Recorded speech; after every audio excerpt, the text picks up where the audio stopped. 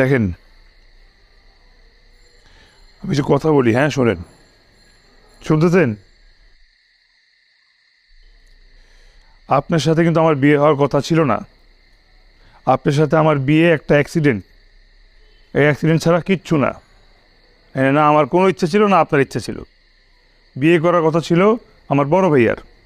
সে একটা গ্রামের খ্যাত মেরে বিয়ে করবে না দেখে বিয়ের কথা শুনে ভাগছে। আর আমার আব্বা কাউকে না পেয়ে আমাকে জোর করে তার পাঞ্জাবি পরে আপনার সঙ্গে বিয়ে করাইছে। আমার আপনাকে কেন, আমার আগামী 10 বছর কোনো বিয়ে করার কোনো ইচ্ছা ছিল না। কারণ জানেন, কারণ আমার 9-10টা গার্লফ্রেন্ড আছে। আপনার চেয়ে অনেক সুন্দরী সুন্দরী মেয়ে আমার গার্লফ্রেন্ড। যাই হোক, এখন আপনি আসছেন, বিয়ে করছেন, আপনি থাকেন, খান, ঘুমান, যা খুশি করেন। আপনার যখন মনে হবে যে আপনার এখানে থাকা খাওয়া শেষ, চলে যেতে ইচ্ছা করবে, আপনি ডিভোর্স দিয়ে আমাকে চলে যাবেন, কোনো আপত্তি নেই আমার। ব্যাপারটা ক্লিয়ার, বুঝছেন? আপনার কি কথা বলা শেষ হয়েছে নাকি আরো কিছু বলার আছে?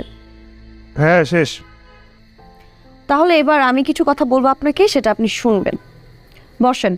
না না, বসা লাগবে না, বসা লাগবে না, বলেন। বসেন বসেন।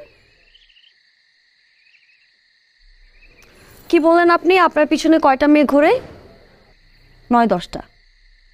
আর আমার কথা শুনেন, আমার গ্রামের এবং আমার আশেপাশের যত গ্রাম আছে সেখানকার যত স্মার্ট এবং স্ট্যান্ডার্ড ছেলে, সুন্দর ছেলে, ভালো ফ্যামিলির ছেলে আমার জন্য আমার বাসার সামনে লাইন ধরে দাঁড়িয়ে থাকতো শুধু আমাকে এক নজর দেখার জন্য, এবং সেটাও মাঝে মাঝে দেখতে পারতো না। আর আমি তো দেখা দূরের কথা, আমি জানিও না কে। আর আপনি গনে গনে হিসাব করে রাখতেন 9-10টা। ছি ছি ছি, আমার হাজব্যান্ড হয়ে আপনি এইসব হিসাব রাখেন?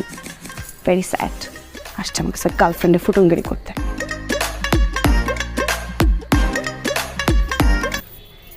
কই যাচ্ছেন আপনি? আমি ঘুমাবো, বালিশ নিচে ঘুমাবো। কই ঘুমাবেন? নিচে ঘুমাবো। আপনি এই বিছানায় ঘুমাবেন, তো আপনাকে ঘুমাবেন।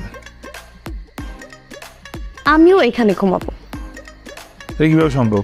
তুই হয় নাকি? কেন সম্ভব হবে না? কি সমস্যা?